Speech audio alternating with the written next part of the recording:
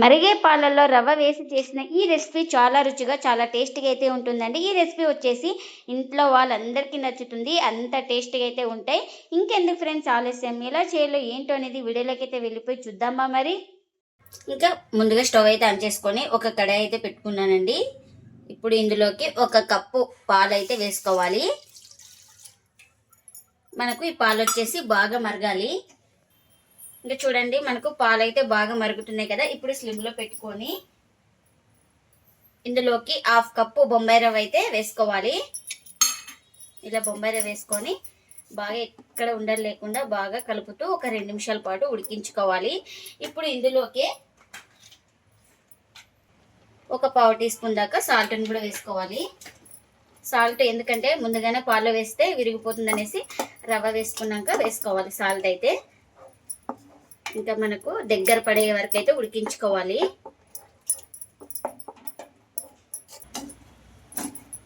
ఇంకా చూడండి పిండి ఇలా దగ్గర పడే వరకు అయితే ఉడికించుకోవాలి.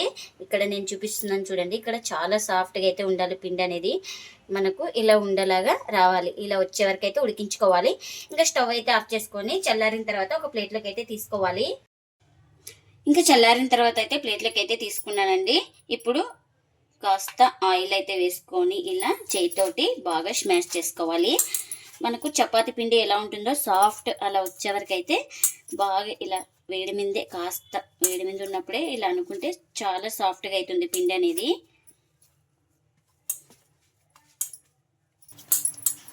చూడండి ఇలా సాఫ్ట్గా వచ్చే వరకు అయితే 1 నిమిషం పాటు బాగా కలుపుకున్నాను. ఇలా చాలా సాఫ్ట్గా ఉండాలి పిండి అయితే మనకు. ఇప్పుడు మనకు ఏ సైజు కావాలో ఆ సైజు పిండి ముద్దనైతే తీసుకోవాలి. నేను ఇక్కడ ఈ సైజు అయితే తీసుకున్నాను. ఇంకా దీన్ని బాల్ లాగా చేసుకుందాం. చూడండి ఇలా ఉండాలి. అంటే ఇలా చేసుకున్న దాన్ని ఒక ప్లేట్లోకి అయితే తీసుకుంటున్నా. ఇంకెన్నైతే అన్ని ఇలానే చేసుకోవాలి. ఇంకా ఇప్పుడు కాస్త ఇలా పొడిపిండి చల్లుకొని ఒక పిండి ముద్దనైతే తీసుకొని ఇంకా ఇప్పుడు ఇలా రుద్దుకోవాలి.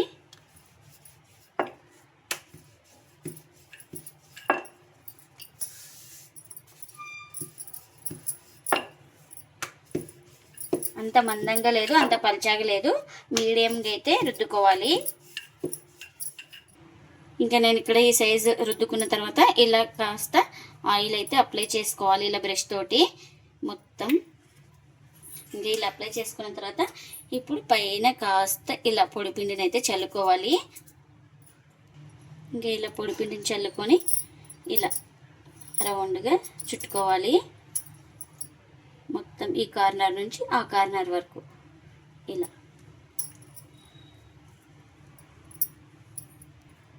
ఇలా చేసుకున్న తర్వాత ఇంకా ఇలా ఫోల్డింగ్ అయితే చేస్తున్నాను. చూడండి ఇక్కడ చూపిస్తున్నాను కదా వీడియోలో. ఈ విధంగా ఫోల్డింగ్ అయితే చేసుకోవాలి. ఇలా కాస్త ప్రెస్ చేసుకోవాలి. ఇంకా ఇలా రెడీ చేసుకున్న తర్వాత ఒక ప్లేట్లోకి అయితే తీసుకుంటున్నా. ఇంకా మరొక పిండి ముద్దను తీసుకొని సేమ్ ఇలానే రుద్దుకోవాలి. ఇలా డిప్ చేసుకుంటూ ఇలా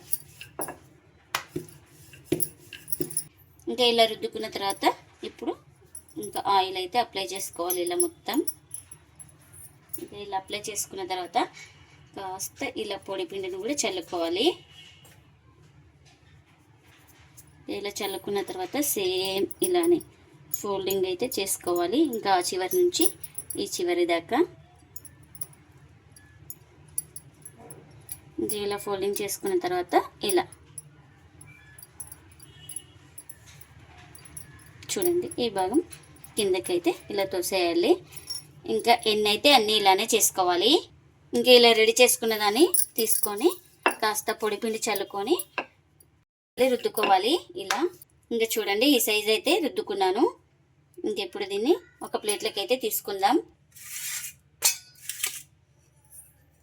ఇంకా మరొకటి అయితే చూపిస్తున్నాను. సేమ్ అలానే కాస్త పొడిపిండిని చల్లుకొని ఇలా బాగా డిప్ చేసుకొని రుద్దుకోవాలి. ఎన్నైతే అన్నీ ఇలానే చేసుకోవాలి. ఇంకా పరోటా కాల్చుకోవడానికి పెనం కూడా పెట్టుకున్నాను. పెనం కూడా హీట్ అయింది. ఇలా పరోటా వేసుకున్న తర్వాత ఒక సైడ్ కాలిన తర్వాత మరోవైపు అయితే టర్న్ చేసుకోవాలి. ఇంకా ఇలా ఒక సైడ్ కాలిన తర్వాత మరోవైపు అయితే టర్న్ చేసుకోవాలి. మనం ఇప్పుడు ఆయిల్ అయితే అప్లై చేసుకోవాలి. ఇక్కడ ఆయిల్ ఇష్టం లేని వాళ్ళు ఆయిల్ ప్లేస్లో బటర్ కానీ గీ కానీ ఏదైనా అప్లై చేసుకోవచ్చండి. చాలా టేస్ట్గా అయితే ఉంటాయి పరోటాలు అయితే. అసలు ఆయిలే వద్దనుకునే వాళ్ళు ఆయిల్ లేకుండా కూడా కాల్చుకోవచ్చు, అంత టేస్ట్గా అయితే ఉంటాయి. ఇంకా మరోవైపు అయితే టర్న్ చేసుకొని ఈ వైపు కూడా కాస్త ఆయిల్ అయితే అప్లై చేసుకోవాలి. చూడండి మనకు పరోటా అనేది బాగా ఇలా పొంగుతూ వస్తాయి. ఇంకా ఇలా బాగా ప్రెస్ చేసుకుంటూ కాల్చుకోవాలి, అప్పుడే మనకు లోపల దాకా బాగా కాలుతుంది. ఇంకా రెండు వైపులు అయితే బాగా కాల్చుకున్నానండి. ఈ పరోటా అయితే రెడీ అయిపోయింది కదా. ఇలా రెడీ అయిపోయిన పరోటాని ఒక ప్లేట్లోకి అయితే తీసుకుంటున్నా. ఇంకా మరొక పరోటా అయితే వేస్తున్నాను. ఇంకా ఈ పరోటా కూడా ఒక సైడ్ కాలిన తర్వాత మరోవైపుకి అయితే టర్న్ చేసుకోవాలి. ఇంకొక సైడ్ కాలిన తర్వాత మరోవైపుకి అయితే ఇలా టర్న్ చేసుకొని ఆయిల్ అయితే అప్లై చేసుకోవాలి. ఈ పరోటాలు అయితే చాలా సాఫ్ట్గా చాలా టేస్టీగా అయితే ఉంటాయండి.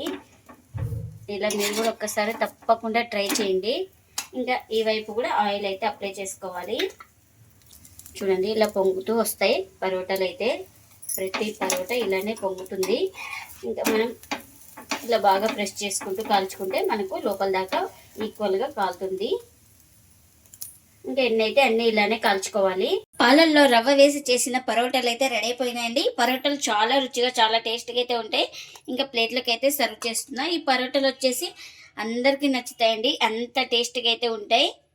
ఇంకా ఈ పరోటాలోకి వచ్చేసి నాన్ వెజ్ కానీ వెజ్ కానీ ఏదైనా చాలా టేస్ట్గా అయితే ఉంటుంది. మీరు కూడా తప్పకుండా ఒకసారి ఇలా ట్రై చేసి మీకు ఎలా వచ్చిందో కామెంట్ అయితే చేయండి ఫ్రెండ్స్. ఇదండి ఇవాల్టి వీడియో.